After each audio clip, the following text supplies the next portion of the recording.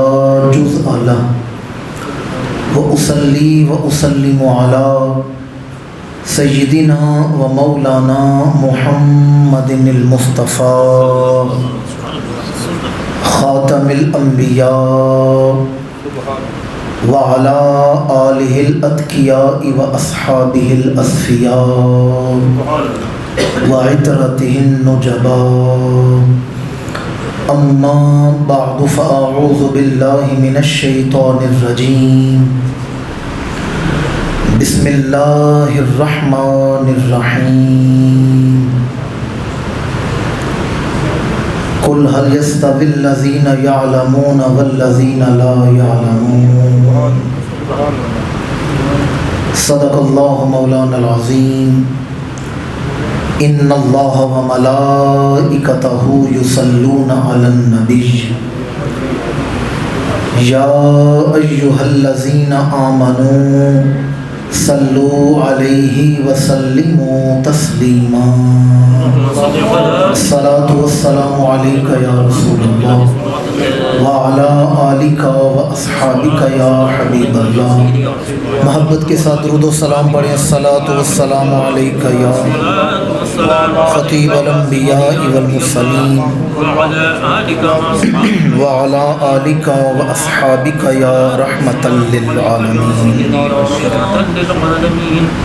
لائق سب احترام ذوی الاحتشام حضرات علماء کرام، فخر اہل سنت خطیب اہل سنت حضرت علامہ مولانا پروفیسر کامران اسلم چشتی صاحب دامت برکاتہم العالیہ،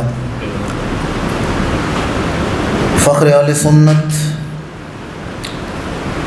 قرۃ عیون الصلحاء جناب محترم حضرت علامہ محمد طیب رضا قادری صاحب زیدہ مجدہ، فخر اہل سنت حضرت علامہ مولانا محمد ایاز رضوی صاحب زیدہ مجدہ، محبی و محبوبی فی اللہ برادر مکرم فخر اہل سنت حضرت علامہ محمد رضا قادری صاحب زیدہ مجدہ، جوان جذبوں کے امین فخر اہل سنت حضرت مولانا حافظ محمد نعمان سیفی نقشبندی صاحب زیدہ مجدہ، دیگر انتہائی قابل احترام علماء کرام، برادران اسلام، حاضرین و سامعین،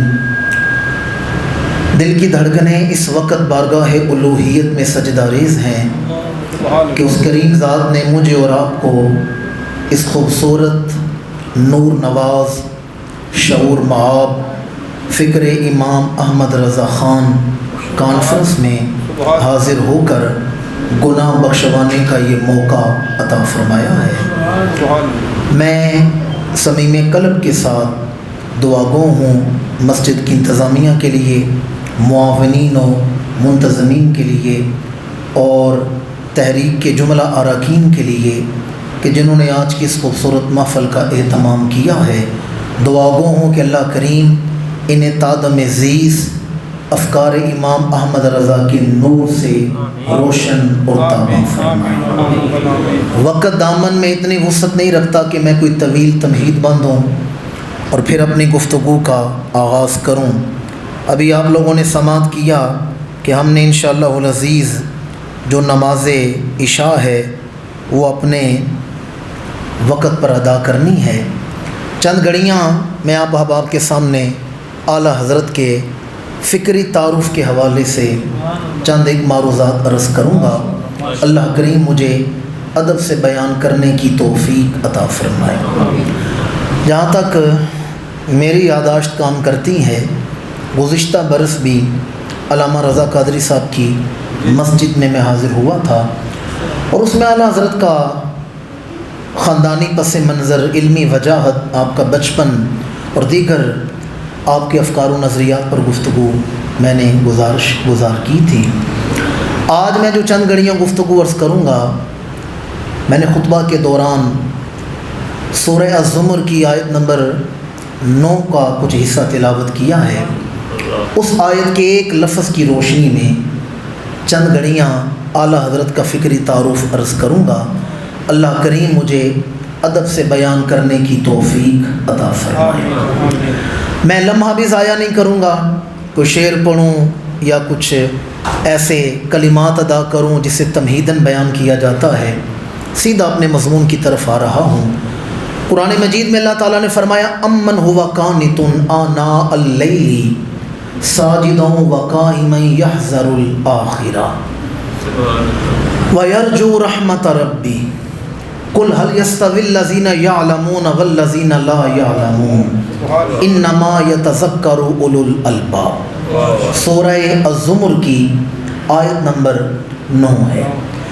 اس میں اللہ تعالیٰ نے ایک کردار کا ذکر کی ہے، ایک کریکٹر کا ذکر کیا ہے، بس اسی پر ہی میں نے چند گھڑیاں گفتگو کرنی ہے۔ فرمایا امن ہوا قانتن، میں عام فارم ترجمہ کروں گا تاکہ آپ کو ذہن نشین رہے۔ فرمایا کانت کی طرح کون ہو سکتا ہے؟ ایک کردار ہے جسے کانت کہا گیا ہے۔ امن ہوا قانتن، کانت کی طرح کون ہو سکتا ہے؟ آگے پھر کانت کا تعارف کروایا گیا کہ وہ کانت کیا کرتا ہے۔ فرمایا آناء اللیل ساجدا وقائما، کانت وہ ہے جو راتوں کو اٹھ اٹھ کر قیام بھی کرتا ہے، سجدے بھی کرتا ہے۔ چلے میں 3 معنی میں نے کانت کے بیان کرنے تھے اور تینوں پر اعلیٰ حضرت کا تعارف کروانا تھا، آسان سا معنی کر دیتا ہوں۔ کانت کا معنی ہے اطاعت کرنے والا۔ کانت کا معنی کیا ہے؟ اطاعت کرنے والا۔ اللہ فرماتے ہیں کوئی اس کانت کی طرح، کوئی اس اطاعت گزار کی طرح کیسے ہو سکتا ہے؟ دیکھیں جیسے ظالم اور مظلوم برابر نہیں ہو سکتے، عالم اور جاہل برابر نہیں ہو سکتے۔ اگلے یہی الفاظ ہیں قُلْ هَلْ يَسْتَوِي الَّذِينَ يَعْلَمُونَ وَالَّذِينَ لَا يَعْلَمُونَ۔ علم والے اور جاہل کیسے برابر ہو سکتے ہیں؟ جیسے عالم اور جاہل برابر نہیں ہو سکتے، اس طرح اللہ کے حکم توڑنے والا اور اللہ کی اطاعت کرنے والا بھی برابر نہیں ہو سکتے۔ تو کانت کا پہلا معنی ہے اطاعت گزار۔ اللہ نے فرمایا کوئی اس اطاعت گزار کی طرح کیسے ہو سکتا ہے؟ پروردگار وہ اطاعت گزار کیا کرتا ہے؟ فرمایا قائما، وہ سجدے کرتا ہے، قیام کرتا ہے، اور راتوں کو اٹھ اٹھ کر آناء اللیل قائما، وہ سجدے کرتا ہے، قیام کرتا ہے۔ اچھا کس لیے کرتا ہے؟ یحذر الآخرہ، اس کے دل میں آخرت کا خوف ہے۔ اس کے دل میں آخرت کا، سارے نہیں بولے، اس کے دل میں آخرت کا خوف ہے۔ اچھا عبادت بھی کرتا ہے، توجہ کا تعلیم، عبادت گزار بھی ہے، اٹھ اٹھ کے سجدے بھی کرتا ہے، قیام بھی کرتا ہے، آخرت کا خوف بھی رکھتا ہے۔ سارے اعمال صالحہ کے بعد وَيَرْجُو رَحْمَةَ رَبِّ، اپنی عبادت پہ فخر نہیں کرتا، نظر اللہ کی رحمت پہ رکھتا ہے۔ نظر اللہ کی، سارے نہیں بولے، نظر اللہ کی رحمت پہ رکھتا ہے۔ ایک کردار ہے جس کا اللہ تعارف کروا رہا ہے کہ وہ سجدے بھی کرتے ہیں، وہ قیام بھی کرتے ہیں، وہ عبادت بھی کرتے ہیں، اور اس کے دل میں آخرت کا خوف بھی ہے، پر ساری نیکیاں حاصل کرنے کے باوجود مان رکھتا ہے تو اللہ کی رحمت بھی رکھتا ہے۔ آگے فرمایا قُلْ هَلْ يَسْتَوِي الَّذِينَ يَعْلَمُونَ وَالَّذِينَ لَا يَعْلَمُونَ، آپ فرما دیجئے کہ عالم اور جاہل کیسے برابر ہو سکتے ہیں؟ انما یتذکر اولو الالباب، اور اس میں عقل والوں کے لیے نشانیاں ہیں، نصیحت ہے۔ یہاں کانت کا ذکر ہے اور میں نے ساری گفتگو کانت پہ کرنی ہے۔ دیکھیں جس دور میں ہم زندگی گزار رہے ہیں، یہ کیوں ہمیں ضرورت پیش آئی ہے اعلیٰ حضرت کا علم تعارف کروانے کی، یہ کانفرنس کروانے کی کیا ہمیں حاجت تھی؟ کس لیے ہم یہ سارے مرحلے طے کر رہے ہیں، اور ہر سال تو اس کو احتشام کے ساتھ یہ کام کیوں کیے جاتے ہیں؟ ہماری جو اکثریت ہے وہ علم سے دور ہو چکی ہے، اور ہم نے جاہل گدی نشینوں کو اپنا پیشوا مان لیا ہے۔ ہم کہتے ہیں جو عابد ہے، عبادت گزار ہے، اسے ہم نے اہل علم پر فضیلت دے دی ہے۔ پہلا تعارف فکر رضا کے حوالے سے بیان کرنے لگا ہوں، اور اس پر میں آپ کو امام طبرانی نے المعجم حدیث بیان کیا، المعجم الاوسط میں امام الانبیاء نے فرمایا عالم کی فضیلت عابد پر اس طرح ہے جیسے 14ویں کے چاند کی فضیلت ستاروں پر ہوتی ہے۔ عالم کی فضیلت عابد پر، عبادت کرنے والے پر اس طرح ہے جیسے 14ویں کے چاند کی فضیلت ستاروں پر ہوتی ہے۔ اور ابو داود کی حدیث سنیں تو اس میں امام الانبیاء نے حضور کی بارگاہ میں 2 آدمیوں کا ذکر ہوا، ایک عالم تھا اور ایک، یہ جامع ترمذی کی حدیث ہے، ایک عالم تھا اور ایک عابد تھا۔ امام الانبیاء نے فرمایا عالم کو عابد پر اس طرح فضیلت حاصل ہے جیسے مجھے تمہارے ادنا پر فضیلت حاصل ہے۔ آپ نہیں سمجھے میں کیا کہہ رہا ہوں؟ فرمایا میری امت میں جو ادنا ترین آدمی ہے اس سے جو مجھے فضیلت حاصل ہے، اس طرح عالم کو عابد پر فضیلت حاصل ہے۔ اور آگے حدیث سننے والی ہے، جامع ترمذی کی حدیث ہے، اور یہ آپ کے لیے نہیں، یہ جو محراب و ممبر کے وارث ہیں جن کی زندگی علم پڑھنے پڑھانے میں گزر گئی ان کے لیے۔ امام الانبیاء نے فرمایا اللہ، اس کے سارے فرشتے، آسمان و زمین کی مخلوق، حتیٰ کہ سوراخوں میں بیٹھی ہوئی کیڑیاں بھی، چونٹیاں بھی، اور سمندروں میں تیرنے والی مچھلیاں بھی، جو آدمی علم سکھاتا ہے سارے اس پر درود بھیجتے رہتے ہیں۔ یہاں درود بھیجنے کا ذکر ہے۔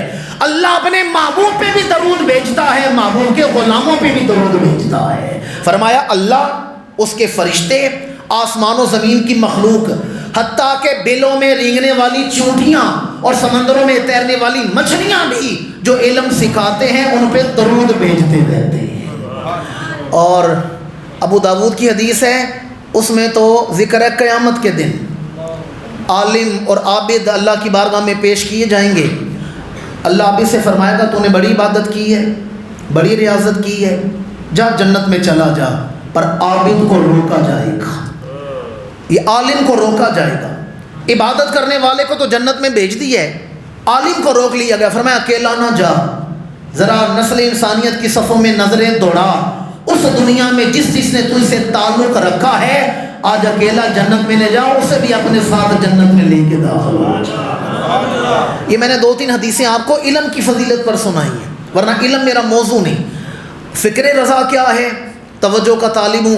لوگوں نے سمجھا اہل سنت و جماعت نے جاہلوں کو اپنا پیر مانے، میں ایک طالب علم ہوں اور یہ جو علماء بیٹھے ہیں، اگلی بات اگر میں غلط کروں تو ان کا حق بنتا ہے نہ مجھے روکنے نہ مجھے ٹوکنے، بلکہ مجھے گربان سے پکڑ کے ممبر سے نیچے اتار دینے کہ سچوں کی ممبر پر غلط بات نہیں بیان کی جاتی۔ یہ نہیں سوچنا کہ مہمان سیتے خیر ہے، نہیں، خیر اسی کی ہے جو حق بیان کرنے والا ہوگا۔ میں اپنے اندر اصلاح کی بڑی گنجائش رکھتا ہوں، اپنے آپ کو قابل اصلاح سمجھتا ہوں، میں باوضو بیٹھا ذمہ داری سے بیان کرنے لگا ہوں۔ اگر میری بات میں کچی ہو، ان کا کام ہے روکنا نہیں ٹوکنا نہیں، مجھے گربان سے پکڑ کے اتار دینے۔ میری ملت کے باشعور مسلمانوں، جنہیں اہل سنت و جماعت نے اپنا پیر مانا ہے، زمانہ ان کے علم اور تحقیق کو سلام پیش کرتا ہے۔ تاجدار بغداد، شہنشاہ بغداد سیدنا غوث اعظم کی بڑی شان ہے۔ ہر مہینے 11ویں پڑھائی جاتی ہے، مسجدوں میں، مدرسوں میں، مارکیٹوں میں، گھروں میں، دکانوں میں، پر شہنشاہ بغداد کے تاجدار اور روحانیت کے تاجدار بعد میں بنے ہیں، مولانا عبد القادر جیلانی پہلے بنے ہیں۔ تاجدار اجمیر، تاجدار چشت آل بہشت، خواجہ خواجگان حضرت خواجہ معین الدین چشتی اجمیری غریب نواز بعد میں بنے ہیں، مولانا معین الدین چشتی اجمیری پہلے بنے ہیں۔ اس لیے امام ربانی قیوم زمانی شہباز لامکانی، امام ربانی الف ثانی کے مجدد بعد میں بنے ہیں، مولانا احمد سرہندی فاروقی پہلے بنے ہیں۔ تاجدار گولڑا بعد میں بنے ہیں، مولانا میر علی شاہ پہلے بنے ہیں۔ پہلے انہوں نے علم کی دنیا میں قدم رکھا ہے۔ اور ویسے بھی عالم علم کی فضیلت بیان کرتا ہے، عالم عبادت کی فضیلت بیان کرے تو لوگ عبادت کر کے عبادت گزار بنتے ہیں۔ عالم بتاتا ہے عبادت کی یہ فضیلت ہے، اللہ کا یہ تعارف ہے، رسول اللہ کا یہ تعارف ہے، اس راستے سے، عبادت کے راستے سے گزرو گے تو اللہ تک پہنچو گے، تو لوگ عبادت کر کے پھر اللہ کے ولی بنتے ہیں۔ اعلیٰ حضرت کی فکر یہ ہے، میں نے جو گفتگو شروع کی تھی اس حوالے سے شروع کی تھی کہ وہ جو قانت ہے نا، اس کے دل میں اللہ کا خوف ہوتا ہے، یحذر الآخرہ، آخرت کا خوف، آخرت کا فتاوی رضویہ ہے، میرے امام کا فرمان سنیں. مجھے نہیں پتا آپ کی نسبت کہاں ہے.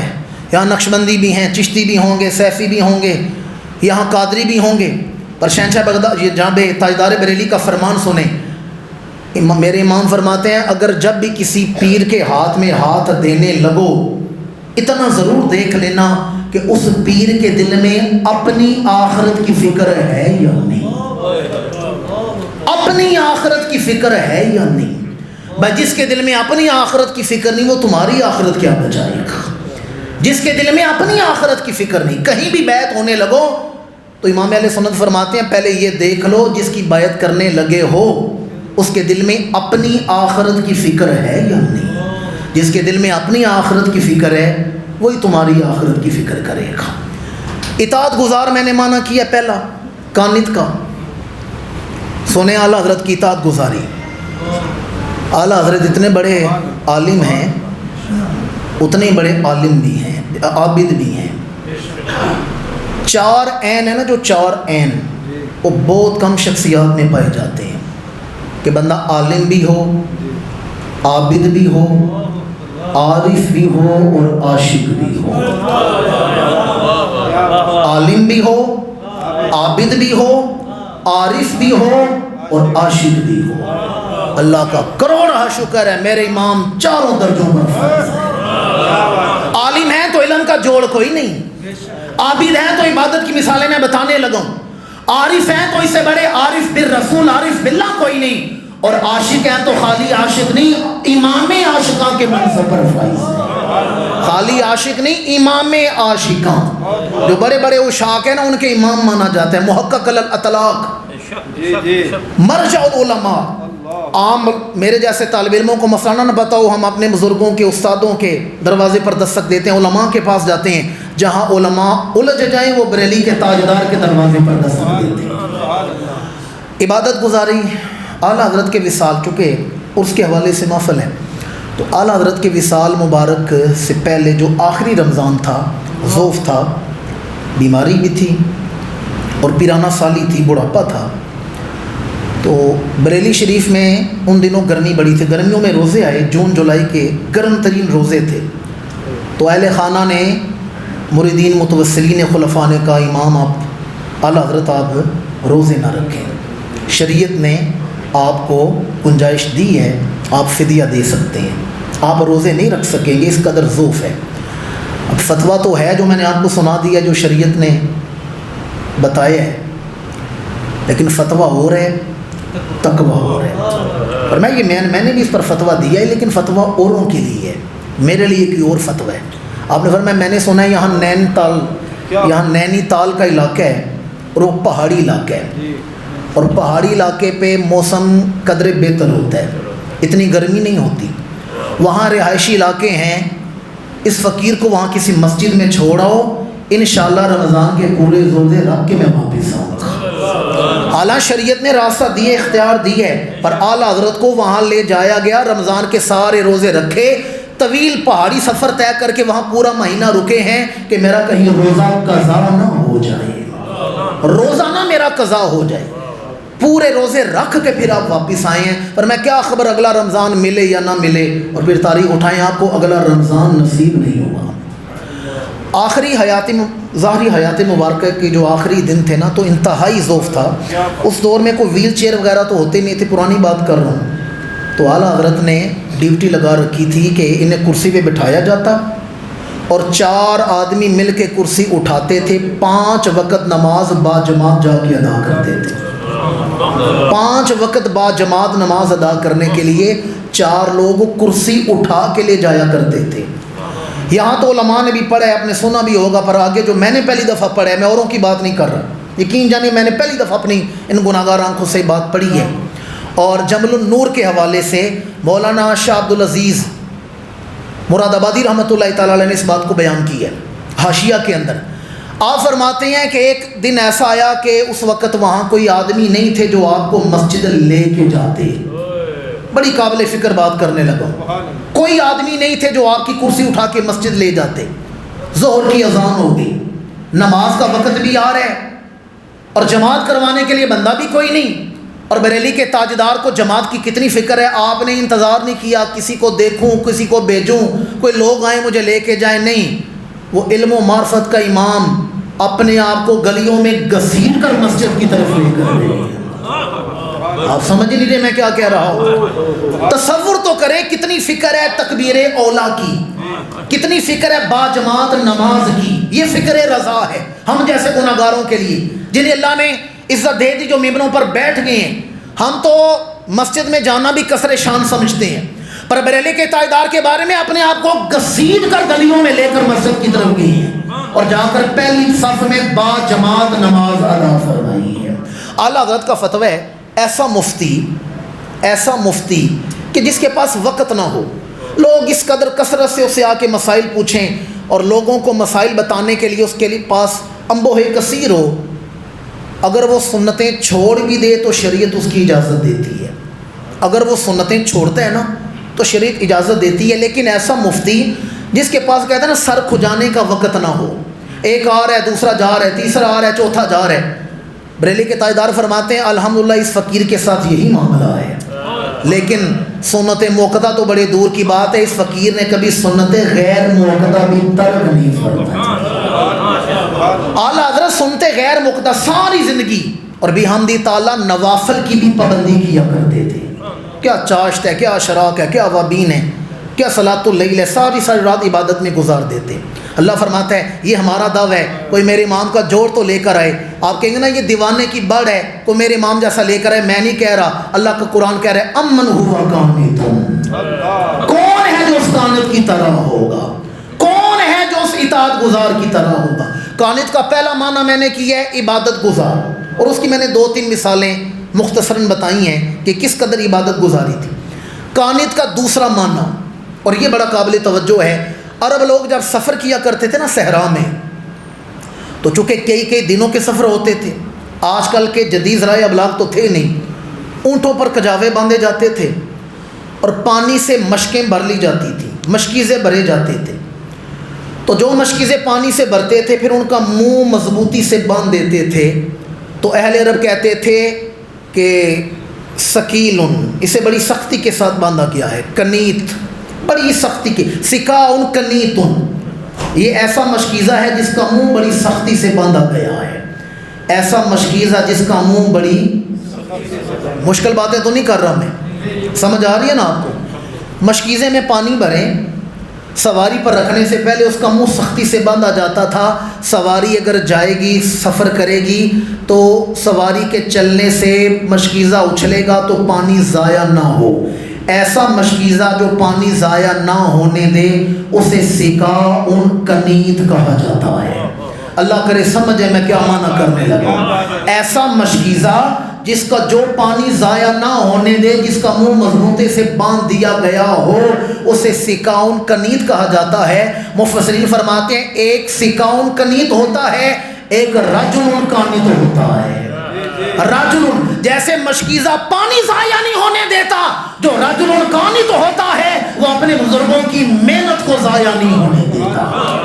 کانت اسے کہتے ہیں جو محنت کو بچاتا ہے، جو اپنے وقت کو بچاتا ہے، جو اپنے اعمال و افعال کو بچاتا ہے، جو اپنی عبادات کی حفاظت کرتا ہے، جو اپنے وقت کی حفاظت کرتا ہے، جو اپنی صلاحیتوں کو بچاتا ہے. اور میری ملت کے باشعور مسلمانوں، جس ہستی معظم کا نام امام احمد رضا خان فاضل بریلی ہے، اس ہستی نے ایک فرد کا نہیں، ایک گھر یا قبیلے کا نہیں، بلکہ اسلاف کی محنت کو ضائع ہونے سے بچایا ہے.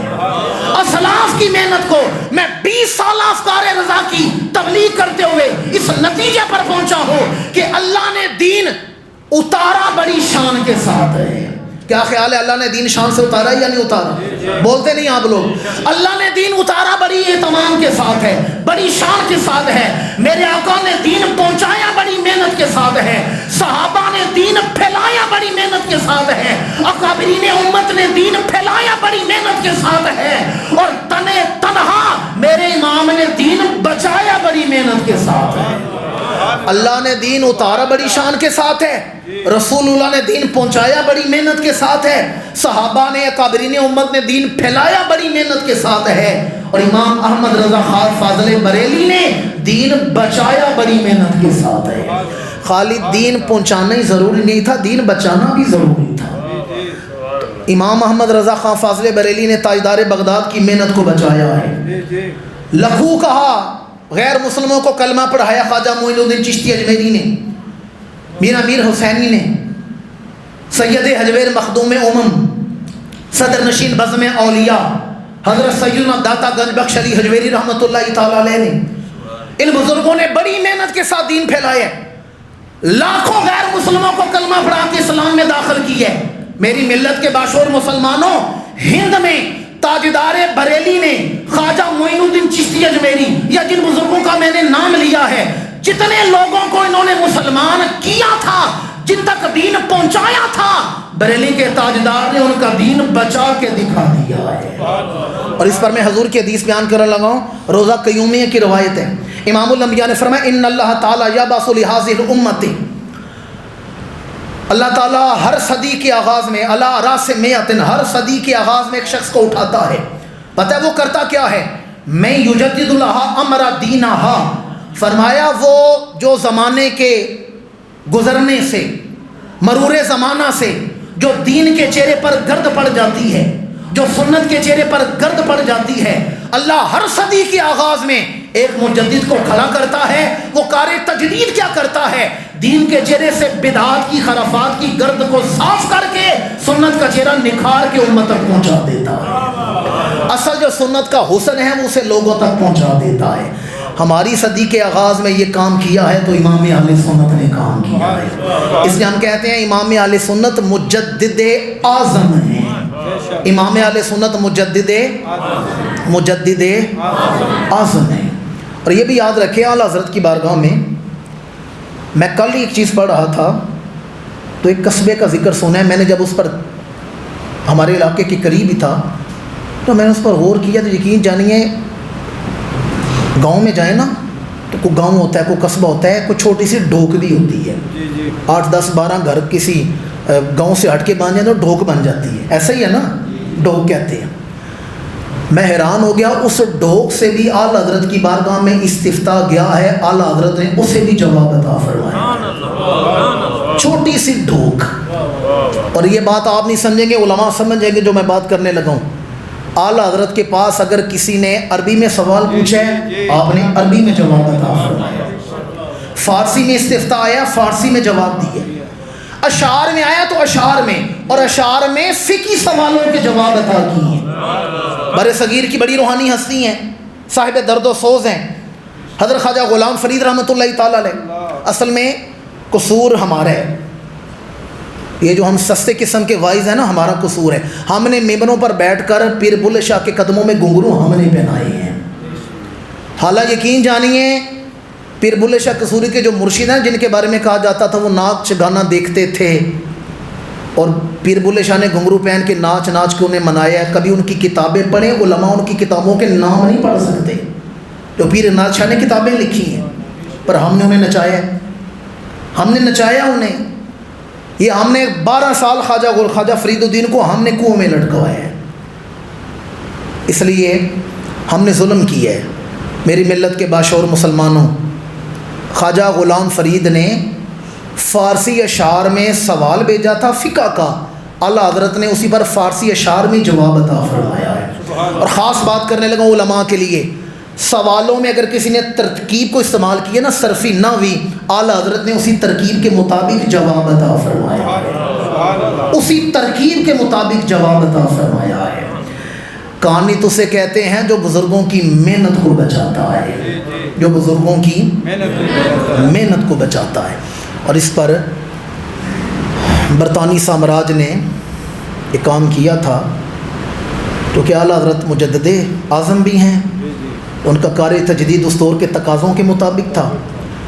تو برطانوی سامراج نے یہ کام کیا، انہوں نے کہا ہم نے 1857 کے بعد ہم نے دیکھا ہے یہ مولانا فضل خیر آبادی، مفتی سعد الزردہ اور عبدالحامد بدایونی، یہ ان کے تربیت یافتہ قوم ہیں. اگر انہیں فتح کرنا ہے، ہندو تو بنی ہیں، کسی بھی بات پہ لگ جائیں گے، مسلمان ہمارے قابو میں نہیں آتے. تو اس کا ایک ہی تعلق ہے انہیں ان کے مرکز محبت سے دور کر دیا جائے۔ انہوں نے 2 فتنے کھڑے کیے، ایک عرب میں کھڑا کیا نجد میں ریاض میں، اور ایک مرزا قادیانی کی شکل میں۔ انہوں نے تعلق توڑنے کی کوشش کی۔ اس وقت اگر کسی اپنی آئیڈیالوجی آپ کی ذہن میں ڈالی جاتی ہے، اب بعض لوگوں نے اس پر ایسے کام کیے، ایسے ایسے الفاظ لکھے کہ بندوں کا ذہن ہی بھٹک گیا، پر میرے امام نے جب قلم اٹھایا ہے حضور کی بارگاہ میں الفاظ ایسے لکھے ہیں، بس اعلیٰ حضرت کا ترجمہ پڑھ لیں، فتاویٰ پڑھ لیں، اشعار پڑھ لیں، آپ کے قلم کا نکھار پڑھ لیں، ذہن، روح، قلب، توجہ، ساری چیزیں دروازے نبوت پر سجدہ کرتی ہوئی نظر آئیں۔ میں صرف ایک مثال دوں گا، زیادہ نہیں، اور آج میں نے موضوع جان بوجھ کر مشکل منتخب کی ہے۔ سادہ سی مثال، کرامات کی طرف میں گیا نہیں، سادہ سی مثال، اور یہی سب سے بڑی کرامت ہے۔ قرآن مجید سورہ ابراہیم آیت نمبر 13، نبیوں نے تبلیغ کی کافروں کو، تو پتہ ہے کافروں نے کیا جواب دیا؟ یہ بات بڑی باریک ہے، تھوڑی نہیں، بڑی باریک ہے، اور علماء کی توجہ کا طالب ہوں، باریک بینی یہی کام لیتے ہیں، یہی سمجھیں گے میں کیا کہنے لگوں۔ قرآن مجید ہے، سورہ ابراہیم ہے، آیت نمبر 13، نبیوں نے کافروں کو تبلیغ کی، کافروں نے کیا جواب دیا؟ وَقَالَ الَّذِينَ كَفَرُوا لِرُسُلِهِمْ لَنُخْرِجَنَّكُم مِّنْ أَرْضِنَا أَوْ لَتَعُودُنَّ فِي مِلَّتِنَا۔ یہ آیت ہے۔ اللہ فرماتا ہے کافروں نے نبیوں سے کہا، اب میں ترجمہ حضرت کا بعد میں سناؤں گا، پہلے ترجمے کے لفظوں پر غور کریں، کیسے لفظوں سے یہ جو ہمارے قانون بنتے ہیں قومی اسمبلی میں یا عدالتوں میں، یقین جانیے ایک ایک جملہ، جملے کے لفظوں کے ایک ایک حرف پر کئی کئی گھنٹے بحث کی جاتی ہے، پھر وہ قانون بنتے ہیں، شکیں بنتی ہیں، اس لیے لفظ بڑی خاص توجہ کے طالب ہوتے ہیں۔ اب شاہ عبد القادر نے، چلے میں نام کیا لیتا ہوں، بڑے بڑے نام ہیں اس میں جنہوں نے ترجمہ کیا ہے۔ کافروں نے نبیوں سے کہا کہ ہم تمہیں اپنے ملک سے نکال دیں گے، لَنُخْرِجَنَّكُم مِّنْ أَرْضِنَا، ہم تمہیں اپنی سرزمین سے نکال دیں گے، أَوْ لَتَعُودُنَّ فِي مِلَّتِنَا، یہاں جو لفظ ہے لَتَعُودُنَّ یہ بڑا قابل توجہ ہے، اسی پر میں نے سارا مسئلہ سمجھانا ہے۔ انہوں نے کہا نبیوں ہم تمہیں اپنے ملک سے نکال دیں گے جب تک تم واپس ہمارے دین کی طرف پھر نہیں آتے۔ ایک صاحب نے ترجمہ کیا لوٹ نہیں آتے، ایک نے ترجمہ کیا، عبد القادر نے ترجمہ کیا پھر نہیں آتے، واپس پھر نہیں آتے، واپس لوٹ نہیں آتے۔ مجھے احساس ہے میں نے مشکل بات شروع کر دی ہے، علماء مجھے اکیلا نہیں چھوڑیں گے۔ اب سنیں یہاں فرق کیا ہے اعلیٰ حضرت میں اور لوگوں میں، یہ ہے فکر رضا۔ پھرنے کا معنی کیا ہے؟ آپ کی مسجد کے امام ہیں مولانا کامران اسلم صاحب، میں مسجد میں آتا ہوں، کسی دن یہاں کے ظہر کی نماز پڑھتا ہوں، میں ٹیلی فون کرتا ہوں آپ کدھر ہیں؟ یہ کہتے ہیں میں صدر گیا ہوں۔ میں نے کہا آپ جب تک واپس لوٹ کے نہیں آتے تو میں مسجد سے نہیں جاؤں گا، میں آپ کا انتظار کر رہا ہوں، آپ واپس مسجد میں لوٹیں، میں آپ سے ملاقات کر کے پھر جاؤں گا۔ لوٹنے کا، پھرنے کا ترجمہ وہاں کیا جاتا ہے کہ بندہ جہاں سے نکلے وہاں واپس لوٹ کے آئے۔ علماء سمجھیں گے میں کیا کہنے لگا ہوں، بندہ جہاں سے نکلے وہاں سے لوٹ کے آئے۔ کافر کہہ رہے ہیں تم ہمارے دین کی طرف ان کے مطابق لوٹ کے آؤ، اس کا کیا معنی ہے؟ معاذاللہ نبی کفر سے نکل کر نبی بنے ہیں، نبی کفر سے نکل کے نبی بنے ہیں کہ واپس کفر کی طرف لوٹ کے آئیں۔ ترجمہ میرے امام نے کیا ہے، اور فی کا معنی میں بنتا ہے، ترجمہ میرے امام نے کیا ہے۔ بریلی کے تائیدار نے ترجمہ کیا، کافروں نے کہا نبیوں ہم تمہیں نکال دیں گے جب تک تم ہمارے دین میں نہیں آ جاتے، اپنا چھوڑ کے یہاں نہیں آتے۔ اس کا معنی بتا کہ آپ سمجھے نہیں میں کیا کہنے لگا ہوں؟ اس کا معنی یہ ہے نبی ایک لمحے کے کروڑویں حصے کے لیے بھی کبھی کفر کی طرف نہیں لوٹتا۔ لوٹنے کا تصور ہی کوئی نہیں، لوٹنا تو وہاں کہا جاتا ہے جہاں سے بندہ جاتا ہے، یہاں لوٹنے کا معنی کر کے نبوت اور رسالت کی بے ادبی کی جا رہی ہے کہ واپس آ جاؤ۔ واپس آنے کا معنی کیا ہے؟ بیٹا گھر سے ناراض ہو کے جائے، باپ کہتا ہے بیٹا واپس اپنے گھر میں آ جاؤ۔ معاذ اللہ کیا نبی کفر سے نکل کر گئے ہیں؟ یاد رکھے نبی دنیا میں آ کے نبی نہیں بنتے، نبی بن کے دنیا میں تشریف لاتے۔ دنیا کا کوئی کالج مجھے بتا دے جو نبوت کی ڈگری دیتا ہو، کوئی انسٹیٹیوٹ بتا دے جو نبوت کی سند دیتا ہو، کوئی ادارہ بتا دے جو رسالت کا سرٹیفکیٹ دیتا ہو۔ نبی دنیا میں آ کے نبی نہیں بنتے، نبی بن کے دنیا میں تشریف لاتے ہیں۔ اور اس پر میں دلیل قرآن مجید کی دینے لگا ہوں۔ میرے آقا کریم جلوہ فراز ہیں، صحابہ بیٹھے ہیں، مکی دور ہے، مشرک سارے مل کے آئے، اور کہا جی ہم آج آپ کے لیے ایک پیشکش لے کر آئے ہیں. کیا لے کر آئے ہیں؟ یہ بات آپ نے ذہن نشین رکھنی ہے. نبی کفر سے نکل کر کفر کی طرف نہیں لوٹتے. نبی ہوتا ہی حق کا نمائندہ ہے. نبی حق کے ساتھ نبوت کے ساتھ جلوہ گر ہوتے ہیں. اعلان کسی بھی عمر میں جا کے کرے نبی بن کے دنیا میں آتا ہے. یہ نہیں کہا جا سکتا نبی لوٹ کے آئے پھر کے آئے. نہ نبی ہوتا ہی حق کا نمائندہ ہے. کافر آئے اللہ کے رسول کی بارگاہ میں کا ایک پیشکش لے کے آئے ہیں جس سے مکے میں امن قائم ہو جائے گا. آج کل ہمیں بھی بڑے لوگ سمجھاتے ہیں ملک کے انتظامی امور چلانے والے کچھ ایسی صورت نکالو سارے رل کے رہو بد امنی نہ ہو. اللہ کے رسول کی بارگاہ میں کافر آئے ہیں اور بتائیں پیشکش کیا لے کے آئے ہیں. انہوں نے کہا جی پیشکش لے کے آئے ہیں جس سے مکے میں امن قائم ہوگا. فرمایا کیا پیشکش ہے؟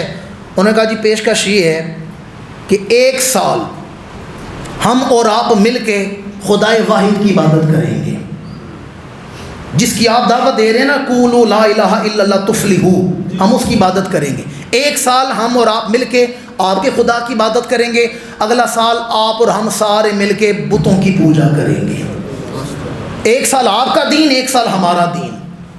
1 سال آپ کی عبادت رب کی عبادت 1 سال ہمارے رب کی عبادت. مکے میں امن قائم ہو جائے گا.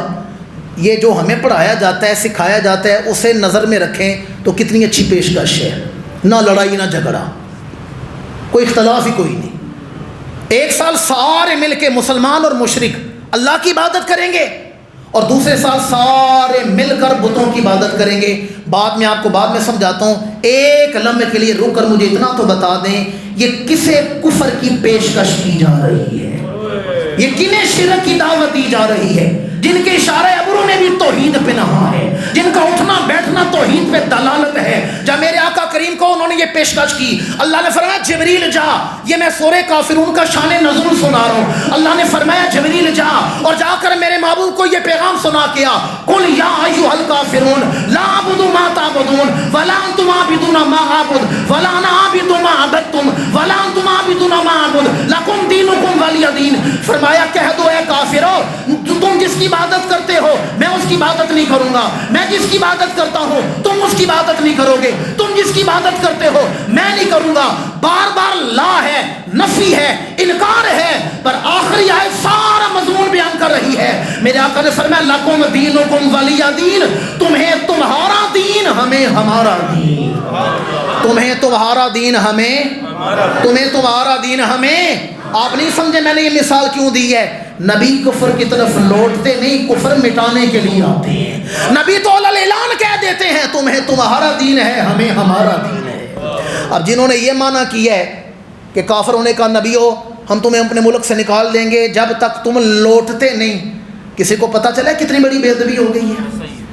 جنہوں نے کہا کفر کی طرف کافروں نے کہا واپس پھر نہیں آتے, کسی کو خبر ہوئی ہے کتنی بڑی بے ادبی ہو گئی ہے. اس لیے میں کہتا ہوں آپ کو پتہ ہی نہیں, آپ کو گڑ کی میٹھی روٹیوں میں زہر کھلایا جا رہا ہے. اگر میں قرآن مجید کے تراجم کی بات کروں اور 2 4 5 منٹ ہے میرے پاس کیونکہ ہم نے نماز عشاء بھی ادا کرنی ہے.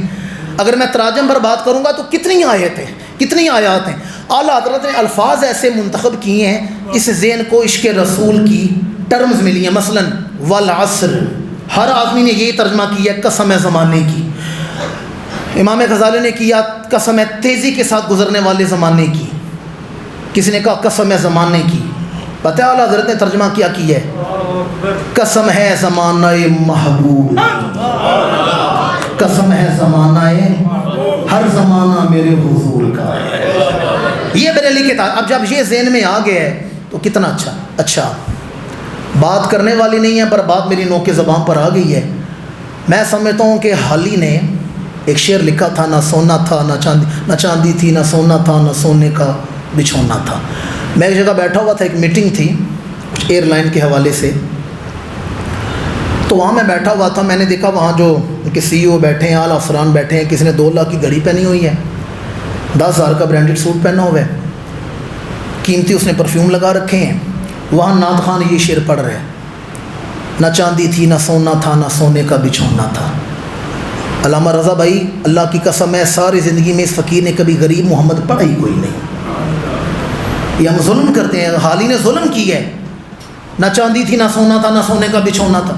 اب وہ جنہوں نے برانڈڈ گھڑیاں پہنی ہیں, برانڈڈ سوٹ پہنے ہیں, ان کے ذہن میں نبوت کا کیا تصور جا رہا ہے, کیا ذہن میں خاکہ بن رہے ہیں. کہ معاذ اللہ کوئی جھونپڑی ہے جہاں بچھونا بھی نہیں ہے، اتنا غریب رسول، اور میں باوضو بیٹھا ہوں اور بار دیگر کہہ رہا ہوں بات غلط کروں مجھے گریبان سے پکڑ کے ممبر سے اتارنے، میں اپنے اندر بڑی اصلاح کی گنجائش رکھتا ہوں، روکنا ٹوکنا علماء کی ذمہ داری نہیں، گریبان سے پکڑ کے مجھے نیچے اتارنے، میں اللہ کی قسم اٹھا کے کہتا ہوں سونا موجود تھا، چلے پنجابی میں کہتا ہوں اللہ دی قسمیں سونا موجود سی، میں نہیں کہہ رہا، مسلم کی حدیث کہہ رہی ہے، میرے آقا نے فرمایا لو شئت لصارت معی الجبال، میں چاہتا میرے ساتھ سونے کے پہاڑ چلتے، یہ مسلم کی حدیث ہے، میں چاہتا میرے ساتھ سونے کے پہاڑ چلتے، اور حال ہی کیا لکھ رہے نہ چاندی تھی نہ سونا تھا نہ سونے کا بچھونا تھا، اور ہمارے نعت خان نقیب پڑھتے ہیں میلاد میں آپ سنیں گے وہ بی بی حلیمہ سعدیہ کی شان پڑھیں گے، معاذ اللہ وہ جی 6 دائیاں مکے میں آئی تھیں تو امام الانبیاء کو معاذ اللہ غریبوں کا بچہ یتیموں کا سمجھ کے چھوڑ کے چلی گئی، یتیم سمجھ کے چھوڑ کے چلی گئیں، جن کے دادا کا لقب مطعم الطیر پرندوں کی دعوتیں کرنے والا ہو اسے غریب رسول کہا جائے گا؟ آپ سمجھ نہیں رہے میں کیا کہہ رہا ہوں؟ جس کے باپ کا صدقہ سینکڑوں اونٹوں ذبح کیے جائیں انہیں غریب کہا جائے گا؟ یہ حال ہی نے ظلم کی ہے، اس لیے میں کہتا ہوں لفظ ایسے بولے جاتے ہیں آپ کو پتہ ہی نہیں چلتا، ایمان بھی بیڑا غرق ہو جاتا ہے اور آپ کے عقیدے کا بھی بیڑا غرق ہو جاتا ہے۔ پھر میرے امام سے آ کر پوچھے نا ایک ایک لفظ پر ایسی ایسی حضور کی شان بیان کی ہے کہ بندے کا عقیدہ بھی محفوظ ہو جاتا ہے، ایمان بھی محفوظ ہو جاتا ہے۔ اعلیٰ حضرت کے اچھا کانت کا تیسرا معنی تشریح طلب ہے، لیکن میں صرف 2 جملوں میں بیان کر کے گفتگو سمیٹ رہا ہوں، 2 معنی میں نے اب تک کیے کانت کے۔ کانت کا پہلا معنی ہے اطاعت گزار، عبادت کرنے والا۔ کانت کا دوسرا معنی ہے محنت کو ضائع نہ ہونے دینے والا، وہ جو اپنی محنتوں کو بچا لیتا ہے۔ بریلی کے تاجدار نے اکابرین کی اسلاف کی محنت کو بچا لی ہے۔ کانت کا تیسرا معنی ہے منزل پر نظر رکھنے والا۔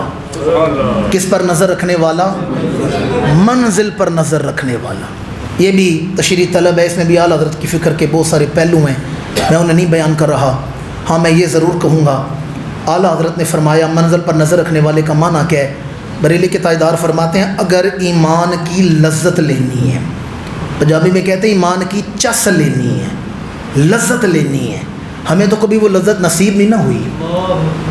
اقبال نے کیا خوب کہا تھا، 2 عالم سے کرتی ہے بیگانہ دل کو، عجب چیز ہے لذت آشنائی، ہمیں تو وہ لذت نصیب نہیں نہ ہوئی۔ یہ میں عام فارم بیت کرنے لگا ہوں تاکہ لوگوں کو بھی سمجھ آ جائے کہ فکر رضا کیا ہے۔ اعلیٰ حضرت فرماتے ہیں اگر ایمان کی لذت لینا چاہتے ہو یا ایمان کی چس لینا چاہتے ہو، ایمان بچانا چاہتے ہو، اس کا ایک ہی وظیفہ ہے اپنے گلے میں غلامی رسول کا پٹا ڈال کے سرا حضور کے ہاتھ میں پکڑا دو، سرا حضور کے ہاتھ میں پکڑا دو، جدھر حضور نے لے جانا ہے سر جھکا کے پیچھے چل پڑو، انہیں جانا انہیں مانا، نہ رکھا غیر سے کچھ کام، للہ الحمد میں دنیا سے مسلمان گیا، للہ الحمد میں دنیا سے، للہ الحمد میں دنیا سے۔ 2 قطعے میں نے سنا نہیں ہیں اعلیٰ حضرت پر، اور رضا بھائی جانتے ہیں میرے استاد زادے ہیں، اس فقیر نے گناہ گار نے کچھ لکھنا بھی شروع کیا تو میں 2 قطعے اعلیٰ حضرت کی عظمت و فضیلت پر، اعلیٰ حضرت کی فکر پر بیان کرنے لگا ہوں۔ کون ہے بریلی کے تاجدار؟ بڑے بڑے اسے اپنا بڑا کہتے ہیں، اہل ایمان اسے سنیت کی بقا کہتے ہیں، اور جو خریدی تھی اسلاف نے شب بیداریوں میں، ہم اس رضا کو امام احمد رضا کہتے ہیں۔ نہیں سمجھے میں کیا کہہ رہا ہوں؟ جو خریدی تھی اسلاف نے شب بیداریوں میں، ہم اس رضا کو۔ مجھے لاہور کے ایک جسٹس ملے تو مجھے کہنے لگے میں نے اعلیٰ حضرت سے بڑا مظلوم کوئی نہیں دیکھا۔ میں نے کہا جی وہ کس طرح؟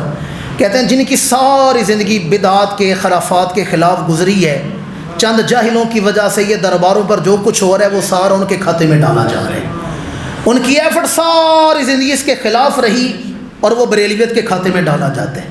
میری ملت کے باشعور مسلمانوں، کون ہے احمد رضا؟ آج کل ہمیں کیوں یہ افکار بیان کرنے کی ضرورت آئی ہے؟ وہ کچھ ایسے باغی پرندے ہیں، اس پر نسیم حجازی نے بڑا خوبصورت لکھا ہے، جو آئیں گے امام اہل سنت کے پہن کے آئیں گے، نام کے ساتھ ان کے اہل سنت کے القاب ہوں گے، پر بات وہی ہے میٹھی گروٹیوں میں زہر کھلا کے چلے جائیں گے۔ اس لیے میں آپ کی توجہ کا طالب ہوں، میں نے کہا عقیدہ جس میں ڈل جائے اسی ذی مرتبہ سے پوچھا کر، توجہ ہے آپ لوگوں کی کوئی نہیں؟ عقیدہ جس میں ڈل جائے اسی ذی مرتبہ سے پوچھا کر، دین بے اصلوں سے نہیں کسی حق آگاہ سے پوچھا کر۔ نہیں سمجھے میں نے کیا کہا ہے؟ عقیدہ جس میں ڈل جائے اسی ذی مرتبہ سے پوچھا کر، دین بے اصلوں سے نہیں، دین بے نسلوں سے نہیں، دین بے اصلوں سے نہیں، کسی حق آگاہ سے پوچھا کر۔ اگر تو نے سننا ہے کون ہے کیا ہے رسول، فقط مولوی تک نہ ٹھہرا کر امام احمد رضا سے پوچھا کر۔ فقط مولوی تک نہ ٹھہرا کر امام احمد رضا سے پوچھا کر۔ اور میں کہتا ہوں اسلام دین صادق ہے تو صداقت میرا امام۔ بس آخری بات کرنے لگا ہوں، اسلام دین صادق ہے تو صداقت میرا امام، قائم ہو نظام میں عدل و عدالت میرا امام، قائم ہو نظام میں عدل و عدالت میرا امام۔ اور بریلی سبیل علم ہے مشق حاجات بھرنے کو۔ آپ نہیں سمجھیں گے، علماء سمجھ جائیں گے۔ آپ نے دیکھا لوگ محرم میں سبیلیں لگاتے ہیں، عام دنوں میں سبیلیں لگاتے ہیں، کہیں پانی کی سبیل ہے، کہیں روح افزا کی ہے، بڑا بکی ہوگا تو 200 ڈے کی سبیل لگا لے گا۔ یہ پانی کی، ستو کے، شکر کے، شربت کی سبیلیں ہیں۔ بریلی شریف میں جا کر دیکھو وہاں علم کی سبیل لگی ہوئی ہے۔ بریلی سبیل علم ہے، مشق نہیں مشق حاجات بھرنے کو۔ بریلی سبیل علم ہے مشق حاجات بھرنے کو۔ عقیدہ حق ہے اہل سنت تو عقیدت میرا امام، عقیدہ حق ہے اہل سنت تو عقیدت میرا امام۔ اور رضا اسرار و علوم کی روانی کا نام ہے، رضا اسرار و علوم کی روانی کا نام ہے، رضا مسلک اہل سنت کی جوانی کا نام ہے۔ یہ اعلیٰ حضرت کا۔ اچھا چلیں پنجابی میں ایک بات نہ کر دوں، آخری بات ہے، بس آخری جملے ہیں۔ اور پنجابی میں جو اعلیٰ حضرت نے لکھ دیتا او دے وچ شک دی تھاں کوئی نہیں۔ جو اعلیٰ حضرت نے لکھ دیتا او دے وچ شک دی، سارے نہیں بولے، جو اعلیٰ حضرت نے لکھ دیتا او دے وچ شک دی۔